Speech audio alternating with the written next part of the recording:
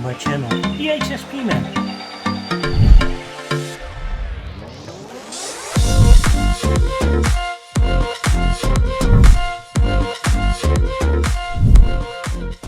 Hi and welcome to my channel. Today I talk about highly sensitive people. I am one and I want to explain what that entails, because often I get responses like, what? You? No. Something in that matter. So in first, a little bit of definition of highly sensitive personality. Highly sensitive personalities are processing things on a deeper level. They from external and internal stimuli. We feel some people from who are on the average scale think we feel too much, we think too much, we process things on so much and deeper and everything. We have a very rich internal life as well. So on that a bit later. So highly sensitive people are not psychological ill. It's not a disorder. It's a personality trait. So, and for me personally, I want to make people aware of that, what highly sensitivity is and entails. So, and also share a little bit about my own experiences as well in this video. So, what is important is to know we're not sad people or that kind of stuff. Yes, we respond maybe sometimes a bit stronger with some emotions, like we cry easy, and we react a bit stronger on the stimuli as well. And sometimes we need to retreat from all those things, and on that a little bit later. So I made here a list with some traits of what people have, who are highly sensitive,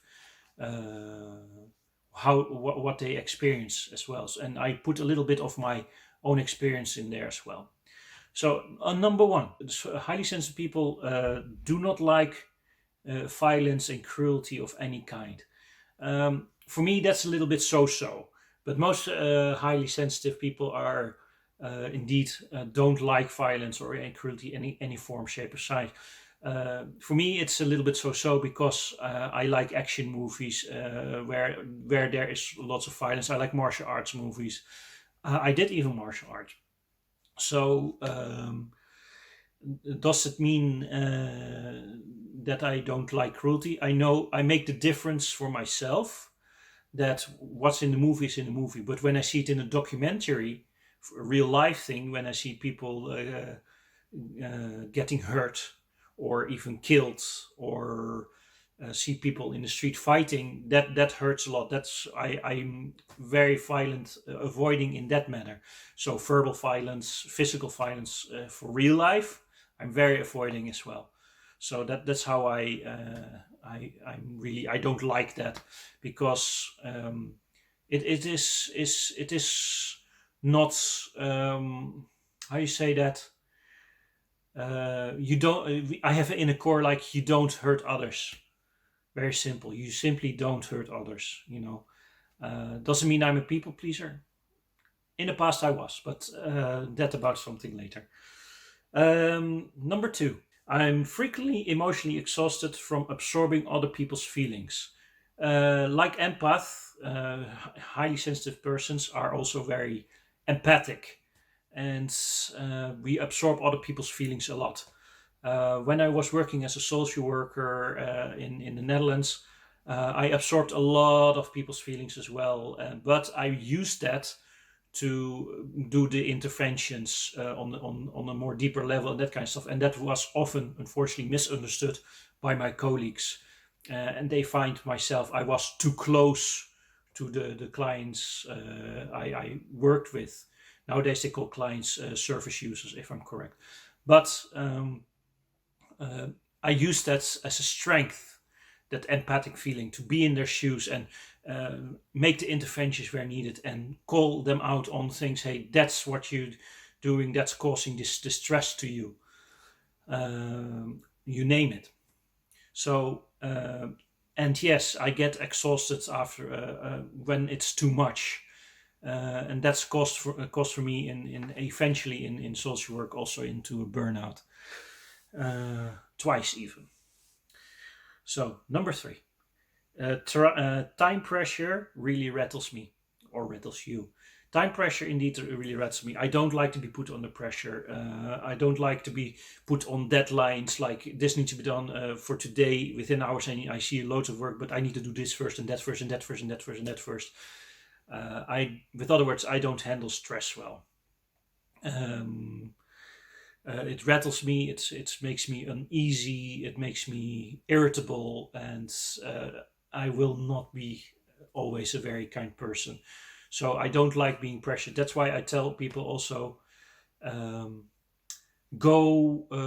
Let's do it sometime way before the deadline is reached, not on the day itself. Otherwise, or don't postpone it till the last moment, because that is. For me, it's just very, very uncomfortable, extremely uncomfortable. Some people thrive with it. I'm definitely not one of them.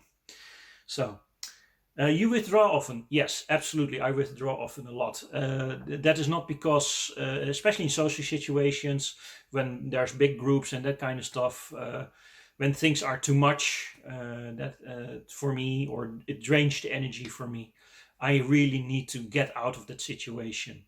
I need to be alone. Often I retreat then to the bedroom, or if I'm somewhere else, I need to go somewhere sitting in a corner on my own and that kind of stuff. And I'm very conscious and self-aware of that, because when I'm in a social situation in groups, and I withdraw, some people might see that as I'm not interested in them, or I'm not wanting to be there.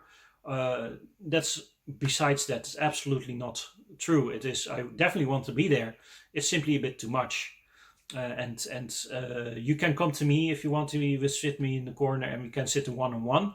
But in a whole group, no, that will be too much for me. So that's why I'm more stronger in one-to-one connections than in group connections. Can I deal with groups? Absolutely, but as long as it's not the whole day long, and I have time also to retreat myself and take care of myself. Self-care within the highly sensitive personality community is extremely important, and including also boundaries, but that is later. You're jumpy. Well, on this jump, some people are indeed jumpy. They start a lot about loud noises and that kind of stuff. So yes, I can be indeed jumpy. For example, when there's a horror movie and there's I will really sit up and jump a little bit like that. Or inside, I'm really jumping. So I'm not very fond of horror movies. I like action movies. There's violence in there, but horror movies, there's also violence in there. But that's for me a bit a step too far. I've seen some horror movies, and some were definitely very good, but I never watched them again. So yes, I'm jumpy in certain situations, absolutely, or sudden loud noises when I'm very concentrating to work, and someone goes, ah, and I'm like, "Ooh, what the heck?" So something like that. So you think deeply? Yes, I think definitely deeply. That's why I'm often not very much. If you see me in public or see within a group, I'm most of the time a bit the quiet one. I think a lot. I think very deeply about life situations, social situations, philosophical things, existential things, political things, very, very deeply things of things that really, really move me, or both in a positive way, but also in a negative way.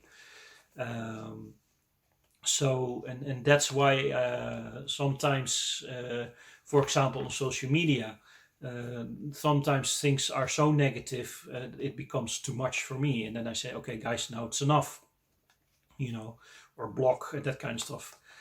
um, that is very important. So yeah, I think very deeply about anything in life, life, death, nature. I love nature, and family, friends who I care for. You name it. You're a seeker. Absolutely. When I think deeply, I'm also seeking for answers on those deep thoughts. Also in my Christian life, I think very deeply, although I don't share it that much with people because I worry that I maybe rattle some core beliefs in Christianity because I question those things as well, and I just simply want an answer on it and get the context more of it. So that's why I'm often also quieter, but definitely I'm seeking for in idealistic ways of things. I'm seeking idealistic situation, bettering of the world, bettering of the whole world. Not that I'm a saint or whatsoever. I have my mistakes as well, but yeah, it is important uh, to yeah to find answers on those deep things that I'm thinking of, because that is a logical thing from deep thinking. Find those answers in those things. So yeah, okay, this is a point that I already pointed out earlier because of the jumpiness, but this, for example, sudden loud noises startle you 100%, absolutely, for certain. People at work know that I sometimes sneeze very loud, and I know some people startled by that. But if I'm concentrating as well and someone is really next to me, because I really need to work very, very hard to concentrate to block everything out because I'm so aware of my surrounding, that I really, really put a lot of energy in to block the surrounding sounds out. And then if someone comes next to me and talk to me right next to me, like all of a sudden, I'm jumping. So yes, loud noises start me as well. So okay. Following point. Clothing matters. Absolutely. My clothing matters as well. I'm very sensitive to clothing that are itchy and uncomfortable and twitchy in the armpits, especially in the armpits, and itchy. That's why I like loose clothes, open clothes, big clothes, that kind of stuff. So wearing this, I can wear that for a while. Thank God it's not itchy, but it sometimes gets twitchy, what I call, in my armpits, and that's very uncomfortable, and I need to get it off. So often when I'm coming home from work, I take this off and put house clothes on, which I'm now more used to do. So in the past I didn't. Your pain tolerance is less. I'm not so sure. My pain tolerance is still a certain height. But I did, like I said, I did martial arts, so I had my fair share of getting hurt physically. Um, so it is okay. I can handle a certain amount of pain. But when it comes to needles, I'm a little boy, really. That's why I'm always, when they put a needle in me, I look away. I need to look away. Otherwise, if I look at it, it will tenfold stronger felt. So, yeah. Um, okay, your inner world is alive and present. Absolutely. Um, Even when I'm not talking, even when I'm talking right now in the camera, there's a lot of things going on in this noggin, in my head, of my surroundings. At the moment, I still hear self thoughts of, well, am I talking right? Am I doing right? Am I? Will this be followed? What is the light outside? What is the sound outside? I'm very much aware of the surrounding area, but also other things like doing saying the thing right, or all the feelings. Oh, what do I feel now, and that kind of stuff. I'm very, very aware of the things. And my inner world is also sometimes, when I'm alone, a huge fantasy world where I am feeling very safe and happy, and where I go on many, many adventures which I like. Maybe I should write those adventures down. Um, Change is extremely upsetting. Well, change is upsetting for me. Extremely, I don't know, but yes, change is upsetting me. I don't like changes much. Once I'm used to a certain rhythm and it get disturbed, I don't like it. For example, something very simple. When I have a computer for many years, the computers never had a problem, and then all of a sudden it starts showing problems for no reasons. Then I get very upset. Or change of environment. So if we need to move from a place that we stayed in for a long time, I have a hard time moving, but I know it's sometimes needed, but I have a hard time doing that. Change of friends that we know had living here in this apartment nearby, all are gone, most of them, and it still hurts a lot. So and I miss the friends that we have here. So I hope we can visit them as well once the lockdowns are done. So yeah, change is yeah. I need my routines. I need my things. That's why I need to have things organized. Also in the apartment that we live in. That's why we need. If that's unorganized, it is so overwhelming, stimulating, too much that I'm feeling very very uncomfortable about that. Sometimes your environment is your enemy. Um, well, I like traveling, so my environment is not really my enemy. But sometimes it can be experiences. So if I travel and come into a very busy museum, then yeah, then it's definitely my enemy. For example, like I said, for a museum, went to London with my family to visit my sister and her family, and we were going to London Museum, Natural Museum, and one part is there where the dinosaurs were, and it was so chock-a-block full in that departments per se. It's like neck to neck, shoulder to shoulder, and I felt very very comfortable. I couldn't enjoy it. I wanted to get out as soon as possible. So sometimes the environment is definitely my enemy. That's why I like nature a lot. Space and not too much people around. You name it, and animals. I love animals as well. You're misunderstood. Yes, because the way I talk and communicate sometimes with people is sometimes, I think, sometimes 10 steps ahead or 10 steps behind. Sometimes people are too fast in their directness and that kind of stuff, and say, "Oh, what do you mean?" And then I react a bit in a different way. And sometimes I think too fast and too far ahead because of my deep thinking, because of that will be the situation outcome for sure. That's what they want. I know what you add here. So, and then because of that, I react, try to counter it with a response, and then some people don't understand that response, and then the it gets more negative responded to, which we don't want, but it happens sometimes. So yes, and also my high sensitivity is often mislabeled as weak, as well as weak, and you're not man enough, etc., etc. For a man who's highly sensitive, is already being highly sensitive is sometimes by social, by community, that kind of stuff seen as weak.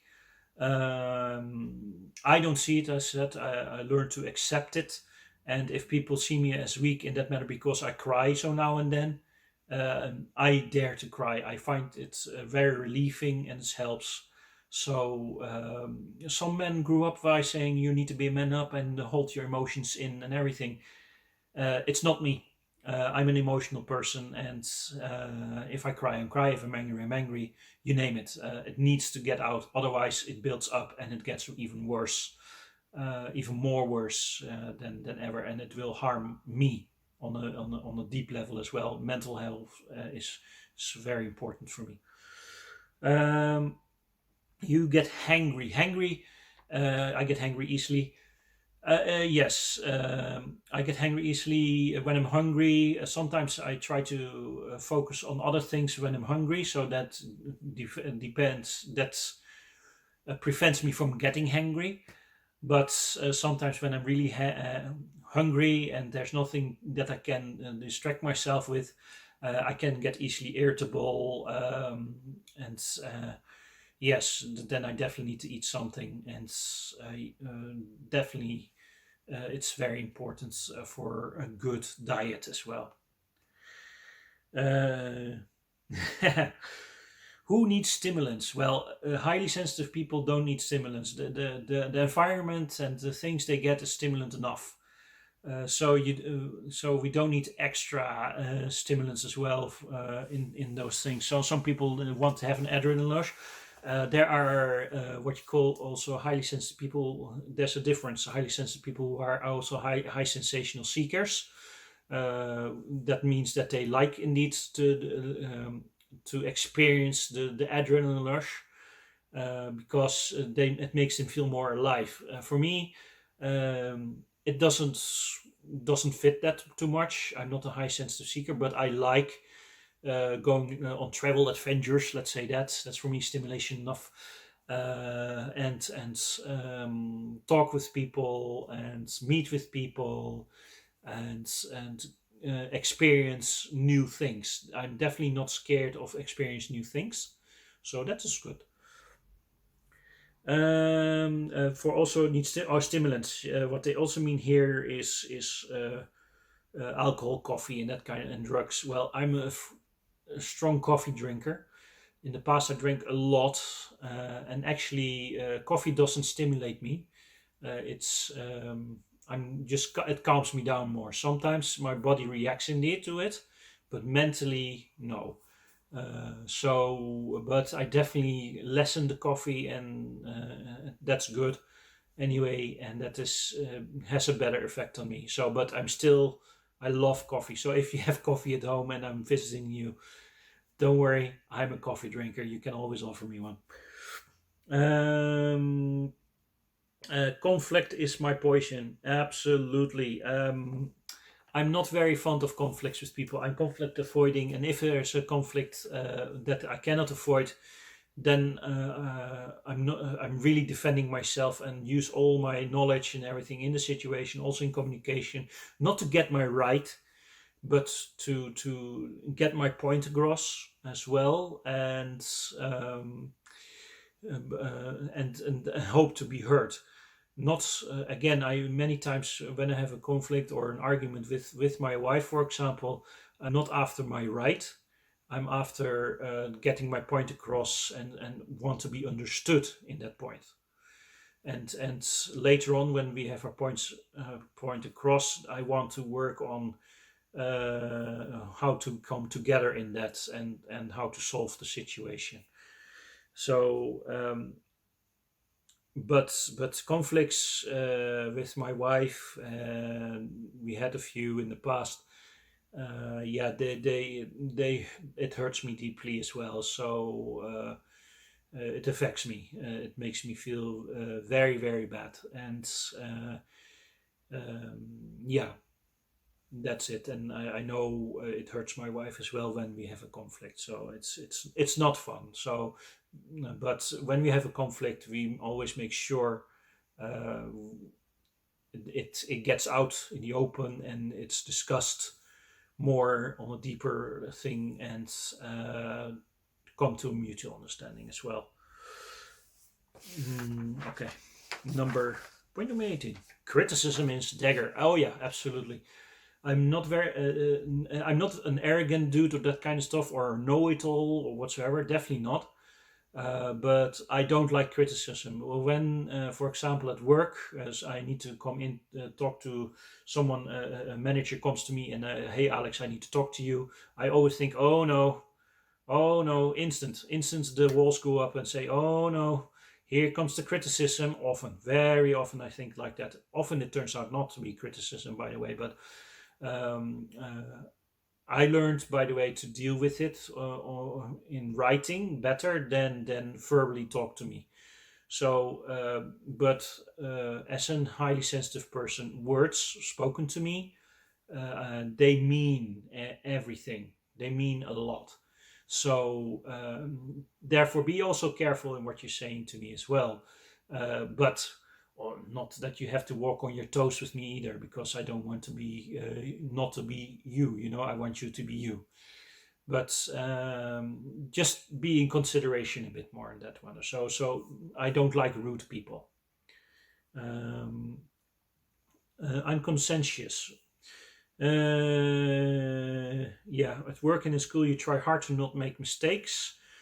Absolutely. I was in the past even more a perfectionist than I'm now.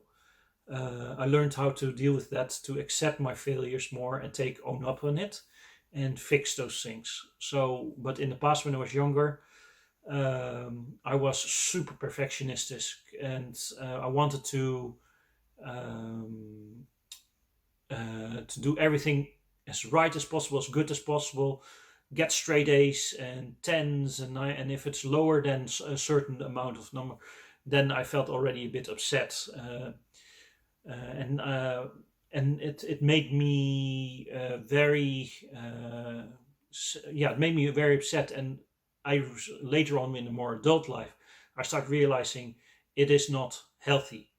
So I try to I do, of course, in my work my best, to my best abilities. Yes, I make mistakes. Yes, I do misunderstand sometimes things.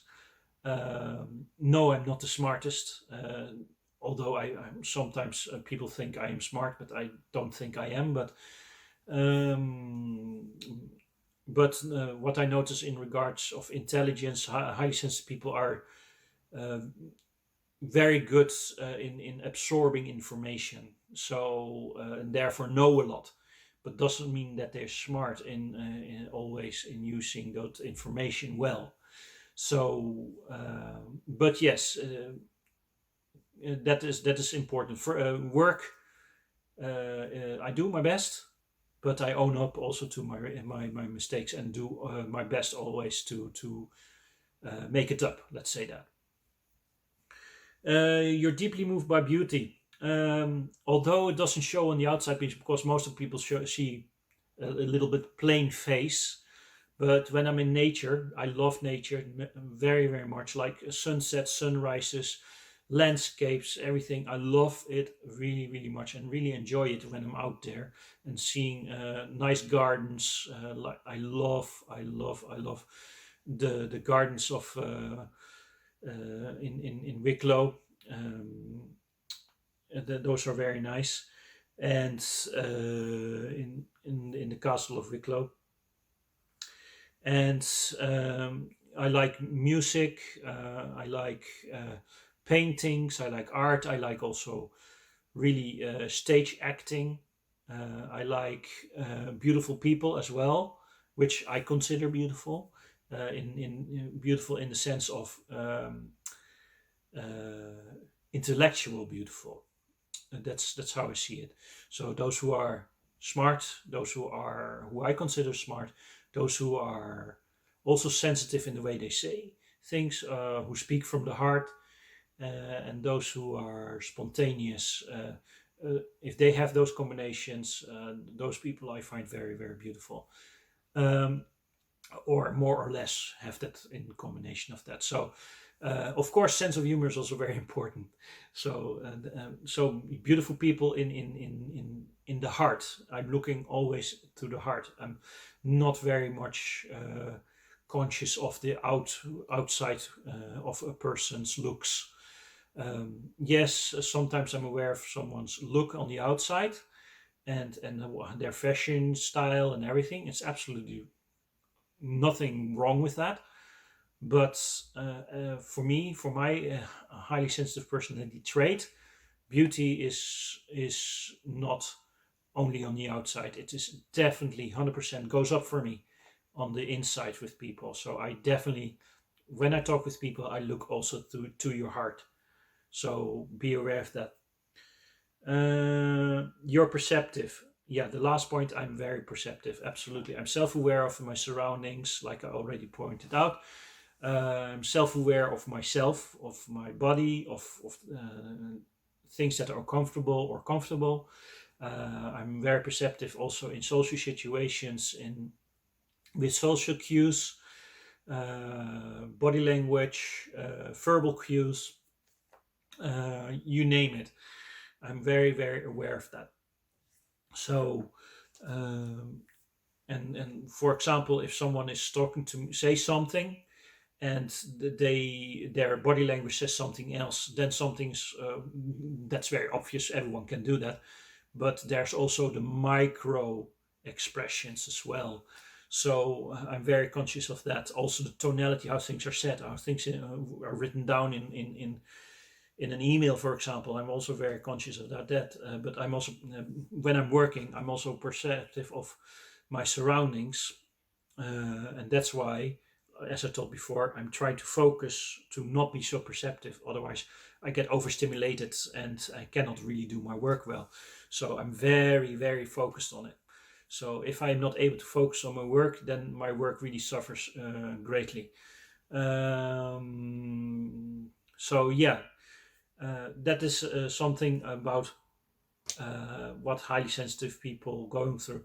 So next time, in the next coming times, I will also share with you what how it is to experience to be like a highly sensitive person, and what I see, that kind of stuff, but also other things as well.